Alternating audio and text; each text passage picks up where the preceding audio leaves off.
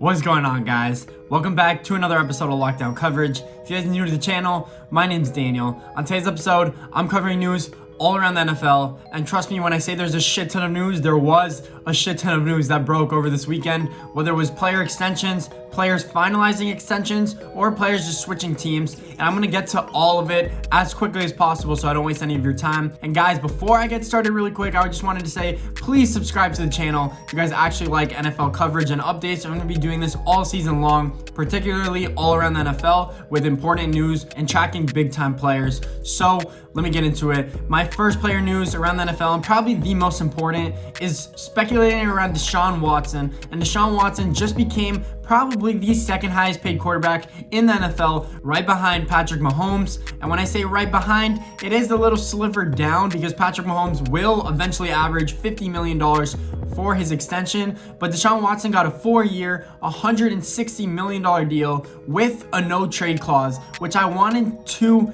implicate in the deal because it is kind of important that no, they can't trade him if the Texans are struggling in year 2 or year 3 of the deal and Deshaun wants out of Houston. He will have to stick through it and stay with Houston for the majority of that contract unless they really think it's necessary to move him. So I thought that was big news. And the other big news I wanted to mention was that the Texans gave him big money. So now that he's signed to a huge contract, they don't really have much money to put elsewhere. So Deshaun Watson needs to carry the Texans for the foreseeable future, in my opinion, or else they won't make it to the playoffs anymore. They have leverage with him as a rookie. They did not have to pay him as much money as they're paying him now, not even virtually close to how much they're paying him now. So now they're missing key players on defense, which is why they had to let go of some key players individually, and they knew that they wouldn't have enough money to re-sign DeAndre Hopkins. So they traded DeAndre Hopkins and tried to get draft capital in return, which makes sense even though Deshaun Watson is the franchise quarterback. I don't know how far they can take him because this Houston Texans roster is missing a lot of key players now, and a lot of veterans are getting old, like JJ Watt, like David Johnson in their backfields. I don't know who is going to carry the team, but Deshaun Watson really needs to do so if they want to make it back to the playoffs this year. So that is news number 1. News number 2, another big extension is Cam Heyward, great defensive end, defensive tackle for the Pittsburgh Steelers, did also sign an extension, 4 years, $71 million extension, big deal. And when I mean big deal, I mean a lot of moolah. So Cam Heyward cashed in on this deal. The Steelers have probably a top 5 defense, and he is probably one of the best 3 players on that defense. I think Cam Heyward and TJ Watt will wreak havoc this year, and I think the Steelers defense will be top 5 again, and probably will carry this team to the playoffs if Ben Roethlisberger can stay healthy. With other news around the NFL, Adrian Peterson, longtime NFL vet and running back for the Minnesota Vikings, and the short-time Arizona Cardinals and Washington Redskins did get cut. Surprisingly, I don't know why he did get cut. I think he's played really well over the past 2 years in Washington. He's had about 1,900 yards and 12 touchdowns in 2 years, which is pretty good if you ask me for a 34-year-old running back who's still in the NFL and who's still producing. I think Adrian Peterson will take the load off in Detroit now because he did sign with the Detroit Lions, and I don't think DeAndre Swift, their rookie running back from Georgia that they did get in the second round,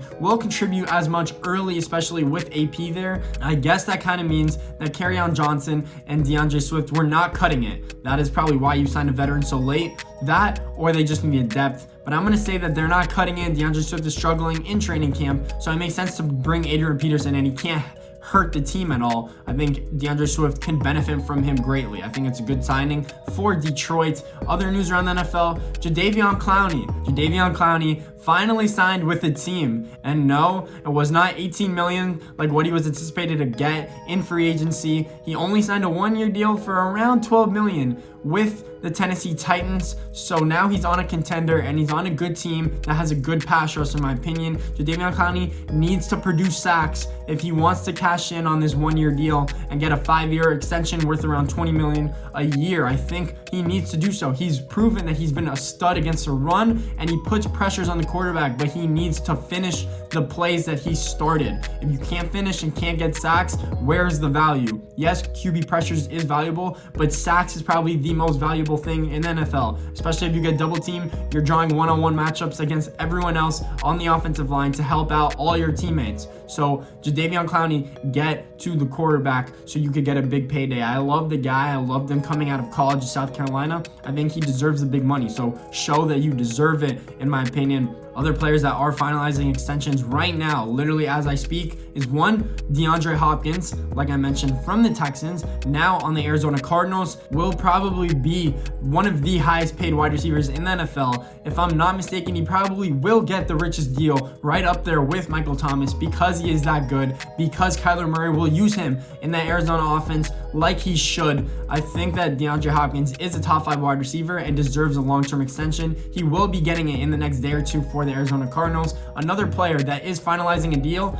Alvin Kamara with the New Orleans Saints. And the only question I have with this extension is how important are running backs around the NFL? If you look at running back deals that have been done throughout the last few years that did not work out, other than maybe Christian McCaffrey that just got a huge deal, I think that he's the only running back that will get that type of money because of the production he puts up. But Alvin Kamara deserves a $14 million deal. But let's say David Johnson didn't succeed. Let's say Todd Gurley did not succeed.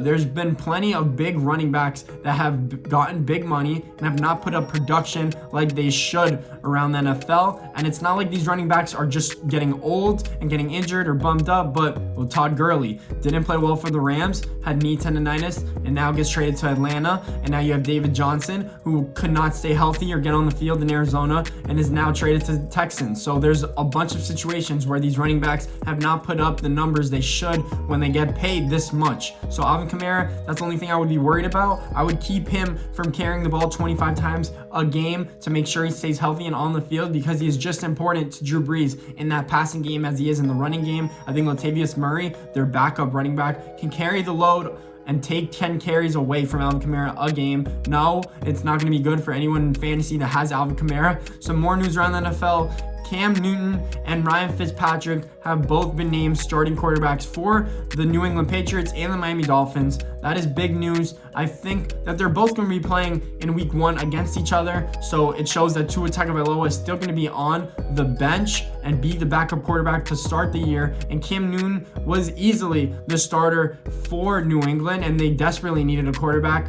Thank God they have Cam Newton. I think he will perform. He just needs to stay healthy and learn the offense and learn the scheme. And then the only other quarterback news that I have around the NFL is that Josh Rosen did get cut from the Dolphins and he signed with the Tampa Bay Buccaneers. He did sign on their practice squad. So he has not been playing really good, I guess, in training camp. The Dolphins didn't see much for them to keep him on the team and have 3 quarterbacks on the team. So again, they traded a 2nd round pick for him last year, but he did not succeed there. Hopefully, let's say Tom Brady could resurrect his career. I don't think he will, but we'll actually see what happens. That's NFL news I have around the NFL. If you guys have any questions or comments or concerns, leave them down in the comment section below. Leave a thumbs up too, and subscribe to the channel for more videos, guys. Appreciate all of you.